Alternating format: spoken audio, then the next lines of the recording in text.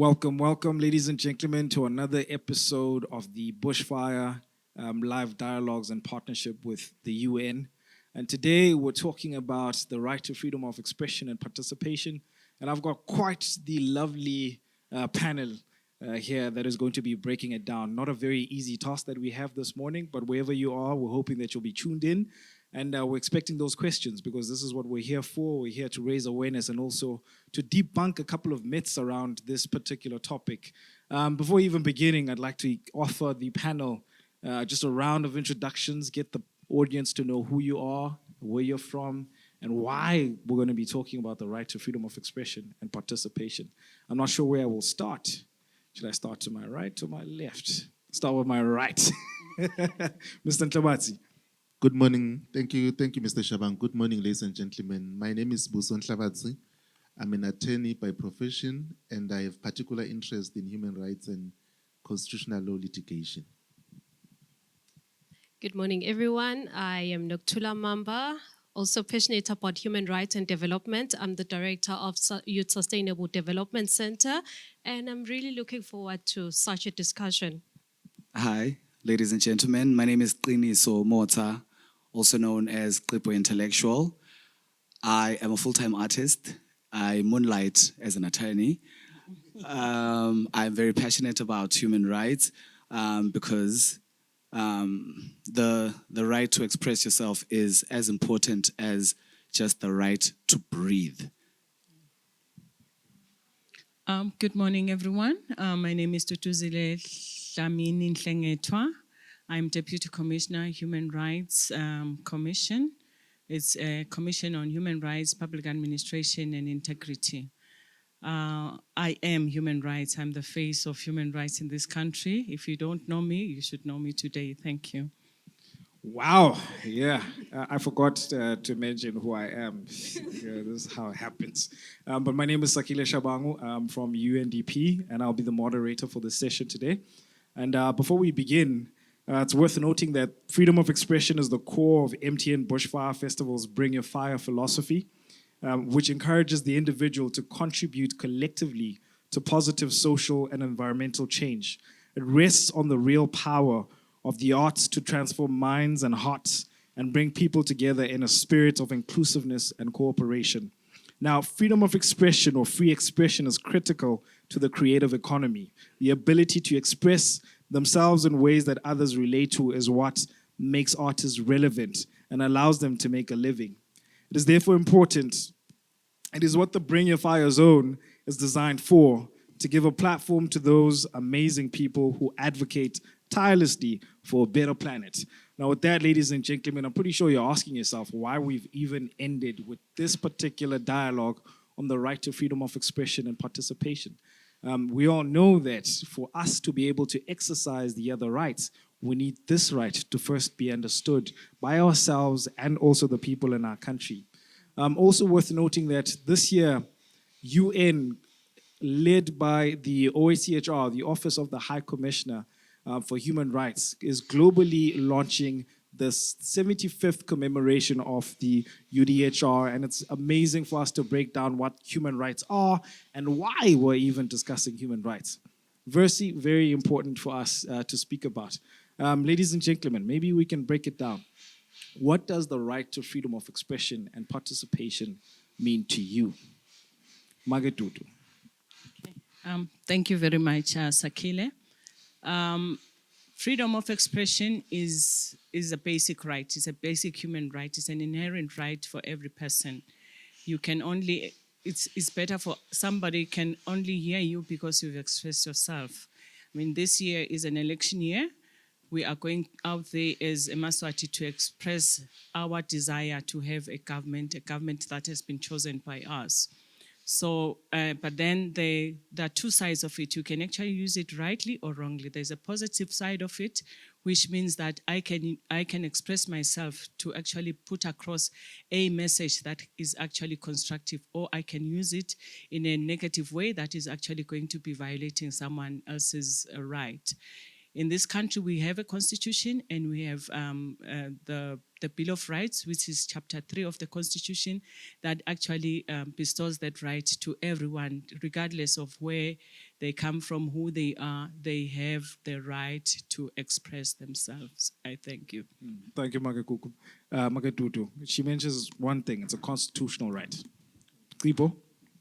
Absolutely. I believe Gutsi, even as a emaSwati, as Mage Dudu has said, this right is also intrinsically linked to Swazism, you know. We have adages, Swatism, you know. We have a lot of adages, tisho, which are umfana lo ngakhali ufele embelekweni. Khuluma sikuve, kulungiswa ngemlomo. And so as emaSwati, we know this. However, we need to continuously reaffirm ukuthi everyone has the right to be heard, has the right to speak their minds. However, you also have to be cognizant of how it lands across. Don't find yourself infringing someone else's right by, say, slander, you know, or perhaps Magadudu was saying this earlier with cyberbullying. You know, those are the dark areas of someone expressing themselves, however, not being cognizant of the other who is receiving. So, that's my 2 cents. I mean, the moderator's job is quite a lot. I'm supposed to capture something from that. But what I'm getting there is the right to exercise that right and also the responsibility of exercising that right. Thanks. Nokuthula, what's your take? Thank you, Sakhile. So, as a young person, I'll speak on behalf of young people because they're so passionate about the freedom of expression and the right to participate, which are actually rights that are interlinked. And to me, freedom of expression actually means that I should be able, as a citizen and individual, to actually share my opinion, especially on how I want to govern, on how actually certain issues can be solved in the society that directly and indirectly affect me. And then when it comes to the right of participation, the environment should be enabling for me to actually share on how I want to govern and who should be governing me and what role can then I play also towards the enjoyment of my rights and other people's rights. Thank you. Nice. Well done. Well done. She's speaking on human rights and the aspect of social inclusion, which is very important, very key. We'll come back to that one. Mr. Nhlabatsi, what's your take? So to me, it's the ability to speak your mind, the ability to have a say how you want to be governed. That's freedom of expression. And the Constitution gives us that promise. In Section 24, it guarantees and protects the right to expression. So I was saying earlier, the Universal Declaration of Human Rights is turning 75 years this year. And the Kingdom of Eswatini domesticated, by the way, the Universal Declaration of Human Rights when we enshrined the Bill of Rights in our Constitution. Because once we did that, it meant we were aligning ourselves with the Universal Declaration of Human Rights. But then the question becomes, are we able to express ourselves in this country? Does the constitutionally guaranteed and protected right to expression, is it protected by any law? Because when I look around, there are still laws that say it is a crime to say something. So we need to go to that aspect to say we need to go to review laws and align them with the Constitution and ensure that if the Constitution guarantees us a right to freedom of expression, it therefore cannot be a crime to express yourself. It's a mouthful. Yeah. Try get one of those two things across. But I think the most important thing that you actually highlight there is the Constitution itself. I mean, Magadudu spoke about this being a constitutional right. Now you're also sort of outlining those specific articles in the Constitution. So for the viewers or the audience on Twitter Spaces, I would suggest that you pull out your Eswatini Constitution of 2005 because it's something that we will definitely be referencing as we continue the discussions. And I mean, just before we go into the second question, Mr. Nhlabatsi, you mentioned something about domestication of treaties. Maybe just a brief sort of sharing on what that is so that there's an understanding with our audience. So you should have asked that to Magadudu.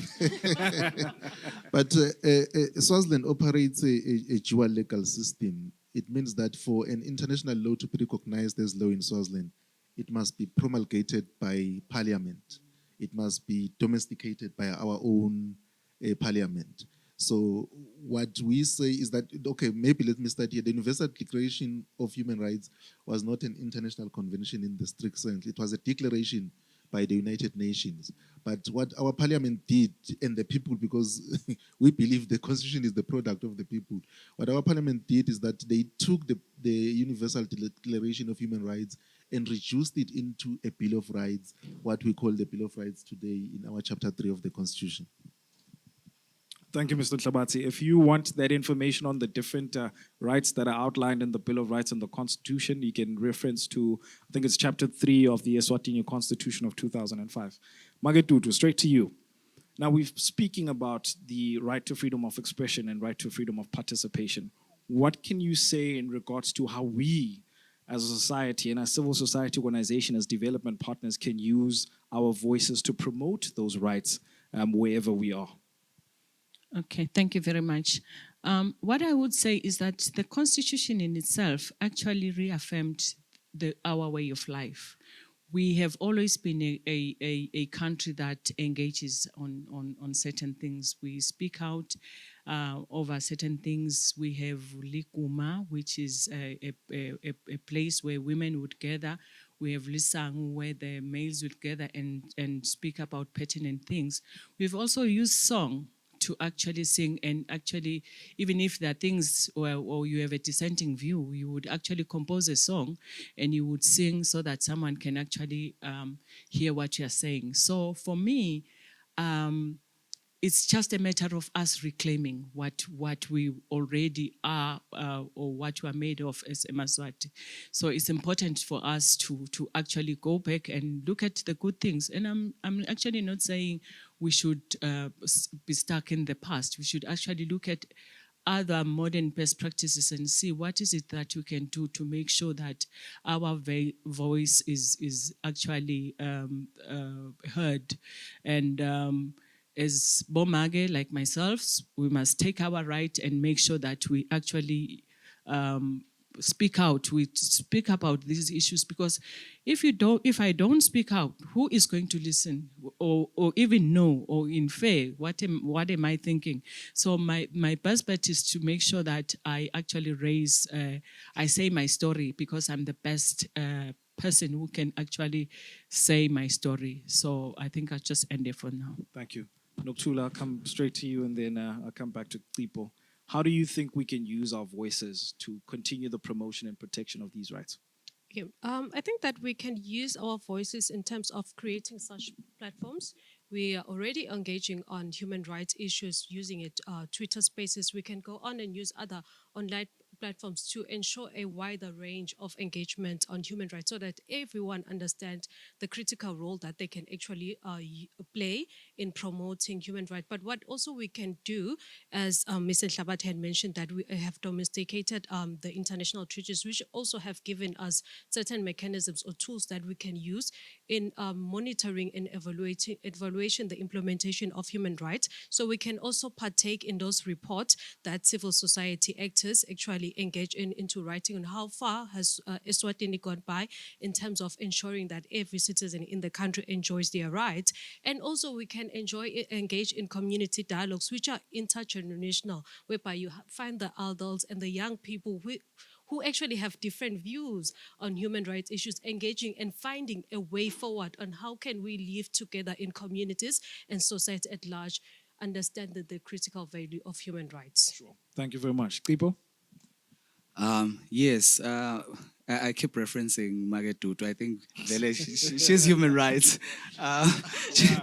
She spoke about song, and this is where I really come in, because sometimes there are certain things that land better when you say them through a song or through a story or inganekwane.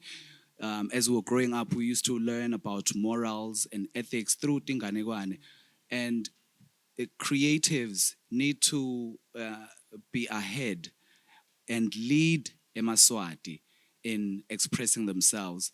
Quite recently, Eswatini went through political upheavals. This was June 29. And we are suffering a collective trauma from that. And we need to heal. But if we don't speak, how will we? You know, we cannot pretend things did not happen. We cannot pretend we are not scarred.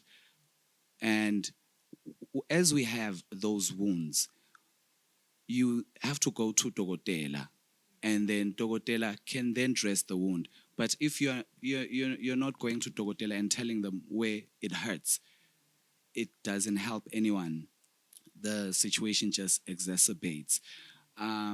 Also, emaSwati need to also remember that they are social beings, you know, and in our interaction, we need to be able to express to each other honestly how we feel. Yes. Difficult conversations that need to be had. That's why we're here talking about the right to freedom of expression and participation. I was hoping that my panelists would talk about, you know, the festival goers also bringing their fire for human rights and specifically for this right, but I'll be the one to, you know, communicate that. The Bushfire team must do what is supposed to be done there as the moderator. Thank you very much. Now, with that said, because this is a very difficult conversation, you know, we're coming from how we can use our voices. Nokuthula spoke about using social media to amplify our voices.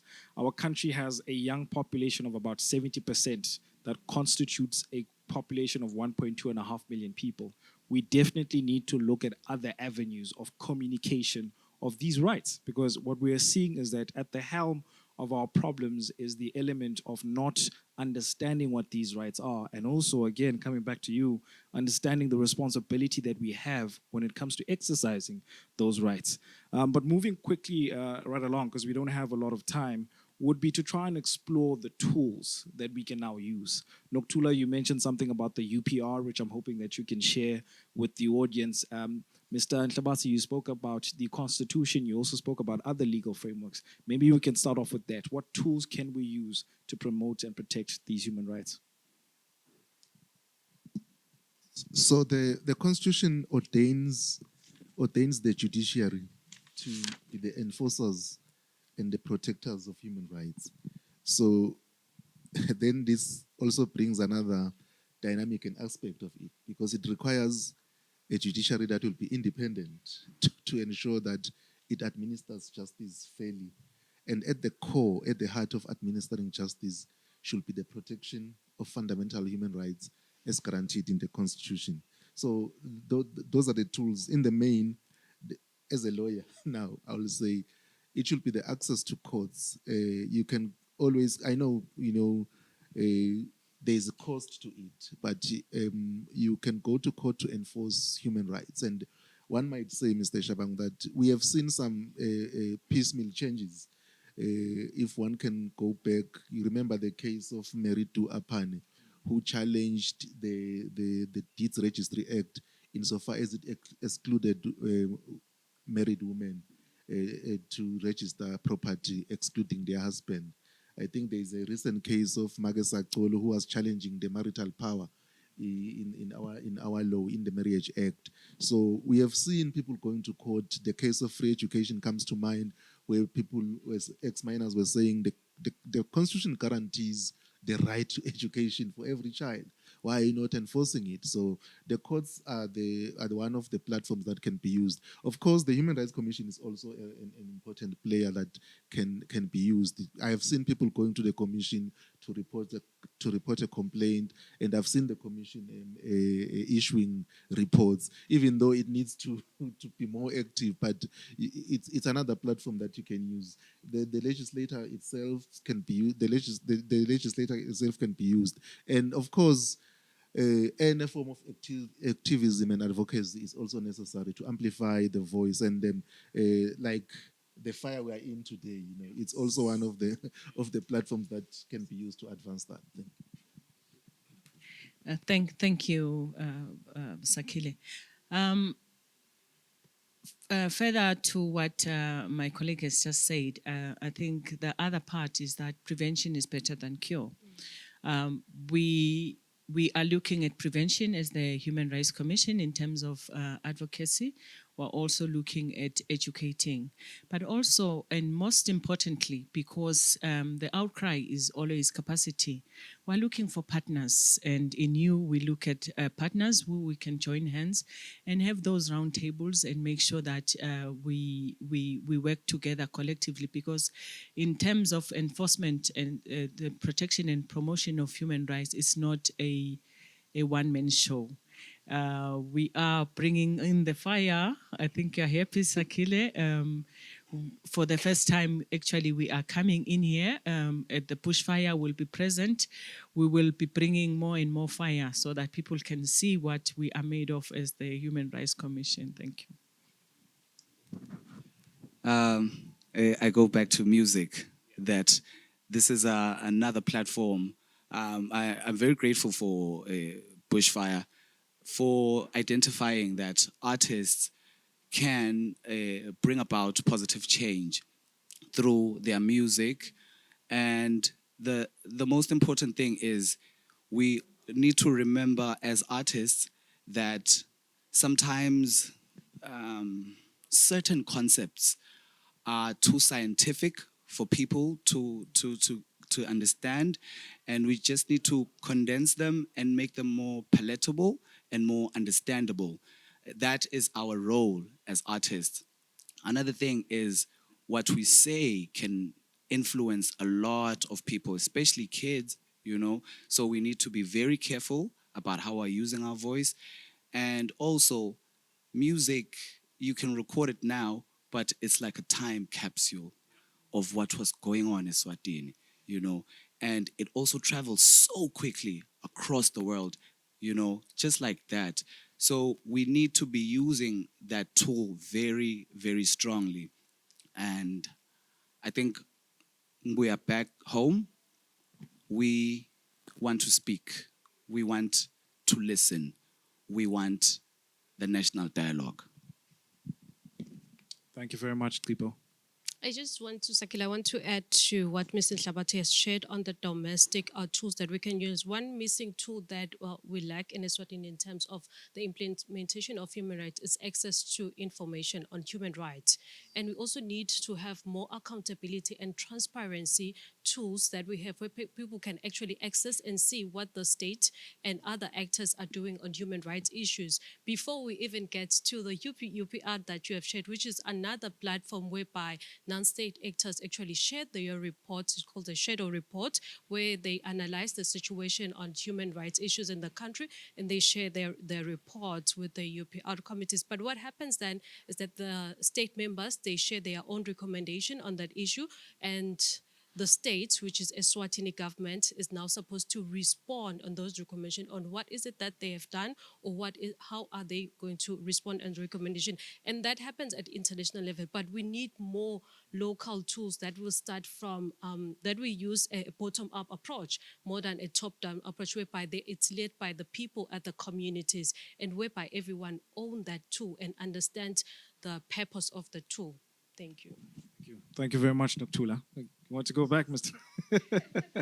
Love it. I just want to echo what she has said, and she's bringing a dimension to the whole issue, the issue of information itself. You can never claim your rights if you're not informed. So it's important that we have this continuous development in various platforms, targeted messaging, which is actually talking to different people or different segments of the society. So it's important that you can only position yourself and speak out when you know what you're talking about, and you can actually challenge the status quo when you know exactly what you're talking about. So I'm very happy you're bringing in the aspect of the right to information itself, that as a emaSwati, or anyone for that matter, has the right to know. And I think if I may go to the holy book, which is the Bible itself, that actually says my people have actually perished because of lack of knowledge. If they do not know anything, then it's difficult for them to actually assert their rights. And it's a plea to everyone, and you've mentioned that we need everyone to get involved. This is not my issue, your issue. Is all of us working together to actually have a stand and speak collectively as emaSwati. I thank you. Thank you very much, Mage. Thank you. I think the most important thing, again, is what keeps on coming out is for us to be able to exercise those rights, we need to have an understanding of those rights. My quick question is this information public knowledge? Can people access this information? Information on the UPR recommendations, information on the Constitution itself, information on the treaty bodies or the treaties that Eswatini has signed. Can people access this information? Yeah, I'm just tossing that question. Anyone who wants to bite, can people access this information? Maybe let me come in again. Yeah, this is public knowledge, but I think there is still a lot that needs to be done. For instance, translating it into local language, because it's not enough for us to talk about UPR. My grandmother at somewhere in Lovimisa doesn't even know what UPR is, and UPR could mean different things to different people. So what Ms. Mamba was talking about is that countries have to account in the international space. Mr. Nhlabatsi did say that we domesticated. We actually aligned ourselves with the Universal Declaration on Human Rights. So it's important for us to then go and inform the international community about what we are doing.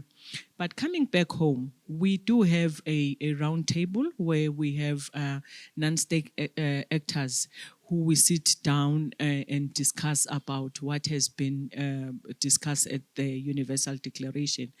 But that's not enough. I think we need to do more. We need to increase the network. Let's go outside, having discussed and deliberated our issues at home. Let's not meet in Geneva and we start fighting like cats and dogs when we have not sat down. The issue of dialogue, in fact, it comes at various stages, which goes back to the issues of the tools. That let us talk about these things. Let us disseminate this information, both in English and Siswati. And I'm glad that the UN family we have had conversation. I'm not going to put anyone on the spot here, but there's even talk that we need to have our Bill of Rights in Siswati and the Constitution itself animated so that even a young child can be able to know what their constitutional rights are. Thank you. Thank you. You heard it for yourself. The information is available. It is public knowledge. Ours is to get out there and get it. And as you've heard the panelists themselves talking about how this information can be made more accessible. For this part, you can catch us at the Bring Your Fire Zone during the Bushfire Festival, where you can get in-depth information on the right to freedom of expression and participation, as well as the other rights, and get to understand what role you can play regarding the promotion and protection of these rights. We don't have a lot of time, and that's why I'm just bringing this up to make sure that when you come to the festival, you come to the Bring Your Fire Zone, because Bushfire this year is partnering with the UN to make sure that we promote and protect these rights. Just giving my panelists a quick parting shot. What do you want our audience to take home regarding these rights? Maybe I can go first. I think for me, the most important thing that we can all understand is that we need to play a critical role in promotion of human rights. It's not just for the civil society actors or for the Human Rights Commission, but it's everyone's responsibility to protect human rights. And let us go out there and read our constitution, read about the international treaties. They're available. And if you need more simplified, we are open up for partnerships, as Magetutu has actually shared. There's so much that we still need to do. 75 years, we have a lot to show up for. And even just from those who will be attending the bushfire, they'll be taking away from whatever they'll be shared on during the stable on human rights discussion, and take it to back at home, back at work, back at church, and whatever activities that you engage on. Thank you. Mr. Nhlabatsi. Thank you, Mr. Shabangu. The events of June 2021 showed us that government is too big it is too big and too important to be left to politicians. We must play a role as citizens, and we must not shy away from expressing ourselves. We must not shy away from stating how we want to be governed, because to say how you want to be governed is a fundamental right, it's expression. But important to it, Mr. Shabangu, is the role of the media in the freedom of expression. The media should allow people to express themselves, because it seems to me that the freedom of expression cannot be entirely enjoyed without the media itself being free, because you find that media houses are telling you that they are more concerned about protecting the image of the country. And you cannot protect the image of the country without the people in that country expressing themselves freely. So at the end of the day, as my colleague has just said, we still have a long way to go. The UDHR turns 75 years this year. We can point and say we have made some small strides, but there's a lot to be done. And the freedom of expression is a cornerstone of every democratic and constitutional country. Thank you. I think, seen as artists, Eswatini, we need to amplify our voices through knowing. We need to know what to say and whom to say it to. I love what Magetutu said. I am piggybacking on the Bill of Rights and the Declaration of Human Rights, not just being domesticated but localized. Because, you know, as a emaSwati, we are a very suspicious people, you know, as a former colony, you know.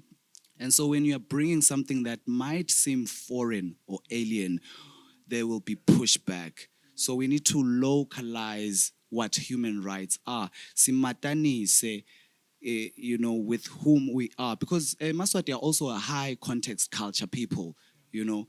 It has to come back to who I am. That's how I can then accept it. Very profound. Thank you very much. We are inviting everyone to come to the bushfire. So we are going to be present and we're bringing more fire. We will be having conversations with you. And we believe as the Human Rights Commission, this is not just going to be an event, but it is going to be an ongoing conversation that we're having. There is more to human rights, and I think Qibho has just said, Qibho has just said it. We need to make emaSwati comfortable with the issue of human rights, and let's not demonize them. Let's embrace them. Bring the fire. Thank you. Yes, here's to bringing your fire for MTN Bushfire Festival 16th edition. Make sure you visit the Bring Your Fire Zone where you'll get more in-depth information, because I'm pretty certain this didn't cover a lot of things that we would wish to cover today. But with that said, ladies and gentlemen, thank you very much for coming and expressing, and see you at Bushfire this coming weekend. Thank you very much.